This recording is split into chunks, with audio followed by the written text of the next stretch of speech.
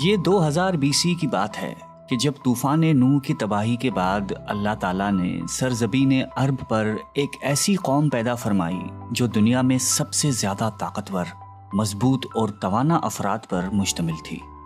یہ لوگ جسمانی خوبصورتی، سرخ و سفید رنگت اور وجاہت میں اپنا ثانی نہیں رکھتے تھے۔ مال و دولت کی فراوانی، شاندار تہذیب و تمدن، شان و شوکت سمیت دنیا کی ہر نعمت اور آسائش انہیں میسر تھی۔ قرآن کریم میں ارشاد باری تعالیٰ ہے کہ ان جیسی کوئی اور قوم اور ملکوں میں پیدا نہیں کی۔ قوم عاد کے متعلق تفصیل سوائے قرآن کریم کے کسی اور مذہبی یا قدیمی تاریخی کتب میں نہیں ملتی۔ اس لیے اس قوم کی حالت کا نقشہ یا قرآن کریم کے ذریعے بن سکتا ہے یا پھر ان اثریات کے ذریعے جو محققین علم آثار نے ان کے بارے میں حاصل کی ہیں۔ مورخین لکھتے ہیں کہ عاد نام کا ایک شخص حضرت نوح کی چوتھی نسل میں ان کے بیٹے سام کی اولاد میں سے تھا۔ چنانچہ اس شخص کی اولاد اور اس کی پوری قوم عاد کے نام سے مشہور ہو گئی۔ وہ اعرابی تھے جو بہت لمبے اور مضبوط ستونوں پر قائم کردہ عالی شان محلات میں رہا کرتے تھے۔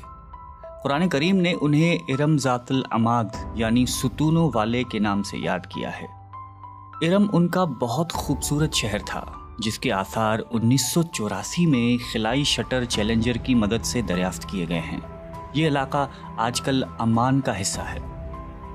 بحریہ عرب اور بحر احمر کے درمیان عمان، حضرموت، بحرین اور مغربی یمن تک ایک وسیع صحرا ہے جسے صحرائے الحقاف کہتے ہیں۔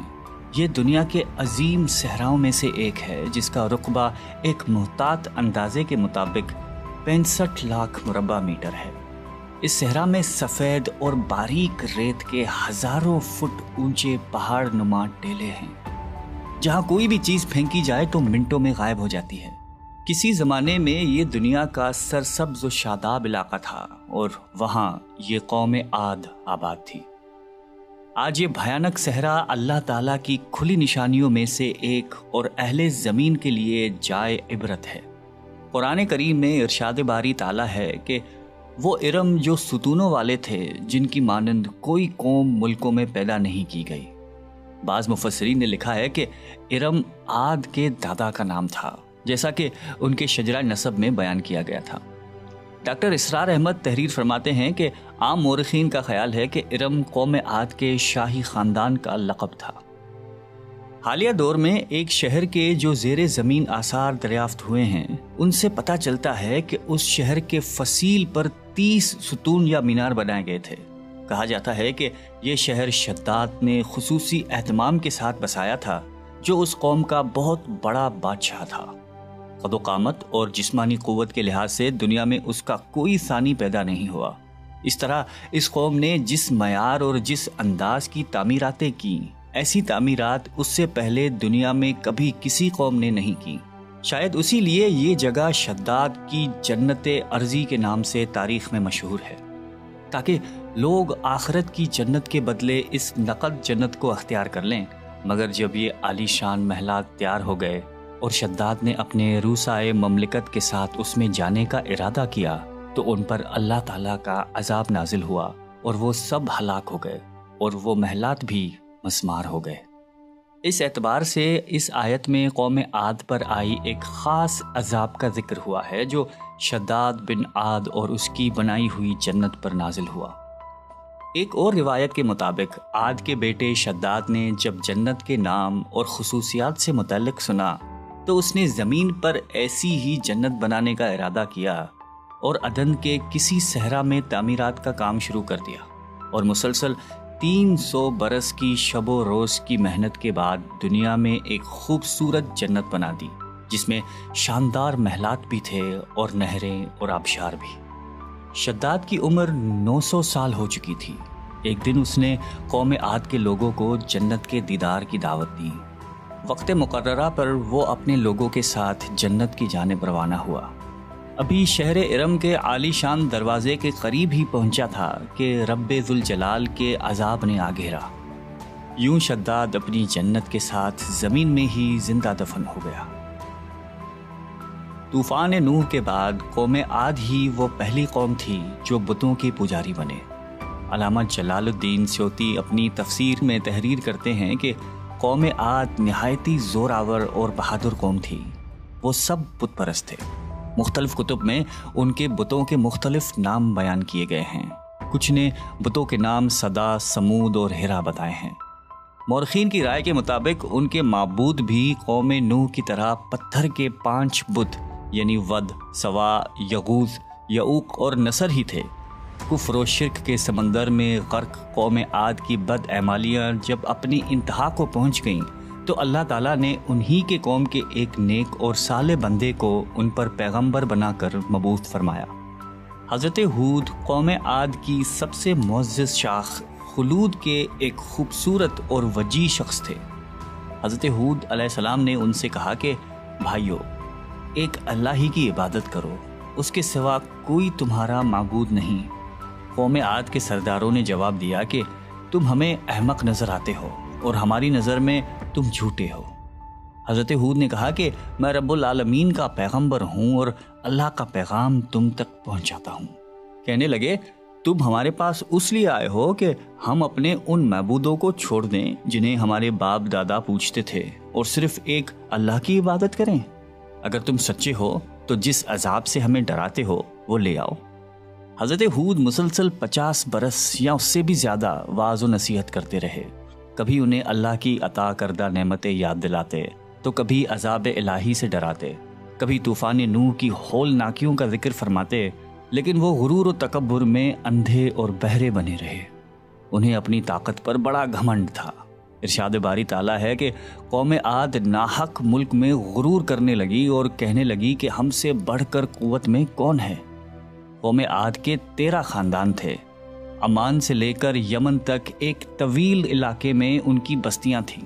سرسبز و شاداب کھیت و کھلیان، پھلوں پھولوں سے لدے ہوئے باغات، میٹھے پانی کی بل کھاتی نہریں، خوبصورت آبشاریں اور تندرست و توانا قوی، مضبوط اور قداور جسامتیں، انہی سب نعمتوں نے انہیں شدید گھمنڈ میں مبتلا کر رکھا تھا۔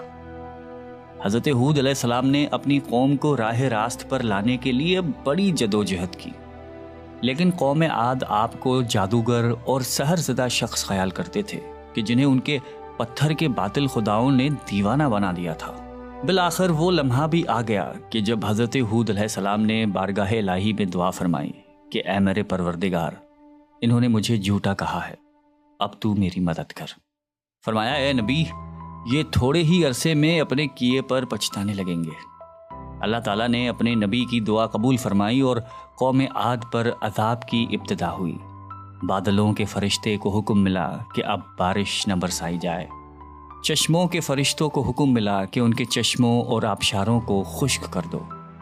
دیکھتے ہی دیکھتے شادابی ویرانی میں بدل گئی، مویشی مرنے لگے، پھل اناج ناپید ہو گیا۔ پوری قوم خشک سالی کا شکار ہو کر بدحال و پریشان ہو گئی۔ یہ سلسلہ مسلسل 3 سال چلتا رہا۔ نبی سے قوم کی یہ پریشانی دیکھی نہ جاتی تھی۔ مسلسل واعظ و نصیحت کرتے رہتے اور فرماتے کہ اے میری قوم، اپنے پروردگار سے بخشش مانگو، پھر اس کے آگے توبہ کرو، وہ تم پر آسمان سے مینا برسائے گا اور تمہاری طاقت اور قوت میں اضافہ فرمائے گا۔ کہنے لگے ہود، تم ہمارے پاس کوئی دلیل ظاہر نہیں لائے، ہم صرف تمہارے کہنے سے نہ تو اپنے معبودوں کو چھوڑنے والے ہیں اور نہ تم پر ایمان لانے والے ہیں۔ ہم تو یہ سمجھتے ہیں کہ ہمارے کسی معبود نے تمہیں آسیب زدہ کر کے دیوانہ کر دیا ہے۔ اس زمانے میں یہ دستور تھا کہ قوموں کو جب کوئی مشکل آ گھیرتی تو وہ بیت اللہ شریف جا کر اللہ کے آگے آوازاری کرتے اور ان کی مشکل رفع ہو جاتی۔ یعنی کافر قومیں بھی اس حقیقت کو تسلیم کرتی تھیں کہ اس ارض و سما کے مالک ایک لافانی قوت موجود ہے۔ چنانچہ قوم عاد کے 70 سرکردہ افراد مکہ مکرمہ پہنچے، جہاں معاویہ بن بکر کی حکومت تھی۔ معاویہ کی ماں کا تعلق قوم عاد سے تھا۔ معاویہ نے ان کی خوب آؤبھگت کی۔ وہ لوگ 1 ماہ تک وہاں رہے اور بارش کے لیے دعائیں مانگتے رہے۔ دعا کروانے والے سردار کا نام قیل بن عنبر تھا۔ اللہ تعالیٰ نے ان پر 3 رنگوں کے بادل بھیج دیے، سفید، سرخ اور سیاہ۔ پھر آسمان سے ندا آئی کہ ان میں سے ایک کو منتخب کر لو۔ قیل نے سیاہ بادل کو پسند کر لیا کیونکہ وہ خوب بارش برسانے والا تھا۔ پھر ندا آئی کہ تو نے ہلاکت اور تباہی کو پسند کر لیا ہے۔ چنانچہ اللہ تعالیٰ نے سیاہ بادلوں کو قوم عاد کی جانب ہانک دیا، جسے دیکھ کر پوری قوم خوشی کے شادیانے بجانے لگے۔ ارشاد باری تعالیٰ ہے کہ جب انہوں نے اس عذاب کو دیکھا جو بادل کی صورت میں ان کے میدانوں کی طرف آ رہا تھا، تو کہنے لگے یہ تو بادل ہے جو ہم پر برس کر رہے گا۔ تو اللہ تعالیٰ نے فرمایا نہیں، بلکہ یہ وہ چیز ہے جس کے لیے تم جلدی کرتے تھے، یعنی آندھی جس میں درد دینے والا عذاب بھرا ہوا ہے۔ یہ ہر چیز کو اپنے پروردگار کے حکم سے تباہ کیے دیتی ہے۔ گناہگار لوگوں کو ہم اسی طرح سزا دیا کرتے ہیں۔ اللہ تعالیٰ نے یہ عذاب 7 رات اور 8 دنوں تک مسلسل جاری رکھا۔ اس آندھی نے کسی جاندار کو زندہ نہیں چھوڑا۔ غاروں، پہاڑوں، گھروں، محلات اور قلعوں کے اندر سب کو فنا کر ڈالا۔